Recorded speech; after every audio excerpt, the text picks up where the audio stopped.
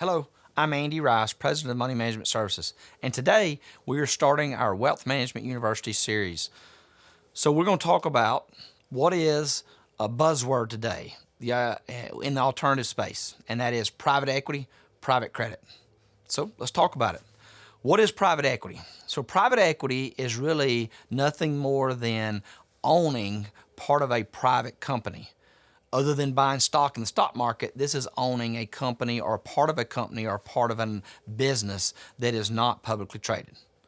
Examples of that would be as owning part of an apartment complex, cell towers, data centers, assisted living facilities, and so on. A great example in Alabama of private equity that a lot of people might recognize would be Robert Trent Jones golf courses. Robert Trent Jones golf courses are actually owned. They were built by the teachers' retirement systems of Alabama, their pension fund. And they actually own those. So all the revenue generated and those returns actually flow back to all the teachers in the teachers' retirement system in their pension plan. So we've talked about private equity. So what is private credit? Private credit is nothing more than loaning your money to private businesses or private investments for, in return, interest. What are some examples? I mean, if you think about a bank, if you were a bank, you're actually becoming a bank by lending your money out to these private businesses. So what is a good example in the open market? Well, a fund that we used to use many years is a fund that used to lend money for hospitals to buy equipment. And they would lend the money. Hospitals would buy the equipment, pay high interest rate on that because they wanted to turn that equipment over a lot quicker because of the technology changes. So we've talked about private equity, private credit. Why are we even discussing this? What's the need for this? Well, today, if you look at the chart that JP Morgan has, the investor participation since 2012 has grown rapidly.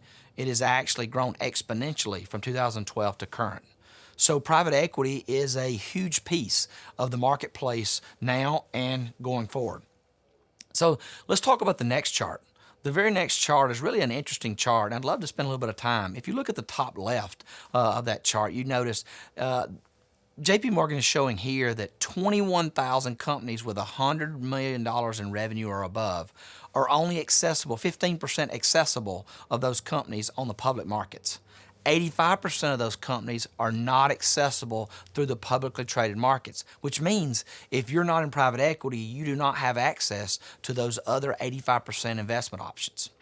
If you look on the far right, though, the top of the chart, these are showing the returns in excess of the world index, the MCI World Index. The MCI World Index, for those that don't know, is an actual tracking index of the world stock market, publicly traded. So these returns on this chart is showing excess returns above the actual publicly traded stock market. And you can see a 1, 3, and a 5-year return, along with a 10-year return, that's really some great returns. If you look below that, we'd look at the risk and the volatility of private equity. Look what it does. Look at how much it reduces the volatility of a client's portfolio. In a 1 year, we're looking in the 70s, and in a 3, 5, and a 10-year, you're looking at a reduction of 40% to a client's portfolio in volatility. Those are amazing numbers. So since we've talked about that, what are the true returns? What is the median market? This JP Morgan chart shows a comparison of the median private equity. Median means average private equity returns over the last 25 years compared to the public markets.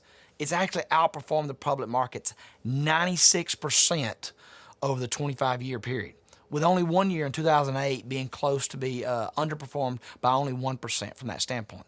Those are amazing numbers for the private equity space. Most people don't realize the private equity space is really accessed a lot through pension funds, through endowments. Your Harvard, your Duke, your Yale endowment funds, they will be up into excess of 25, 30% in the actual private equity space within their endowments. So we've talked about private equity, we've talked about private credit. Now we need to talk about there are qualifications for an investor to be able to invest in these.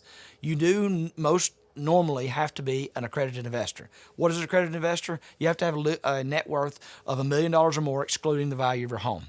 Or you have to have income of individually $200,000 or married filing joint $300,000 and above. So does that mean someone that doesn't have those qualifications can actually invest in it? No, it doesn't. It just means they don't have the full accessibility as accredited investors do.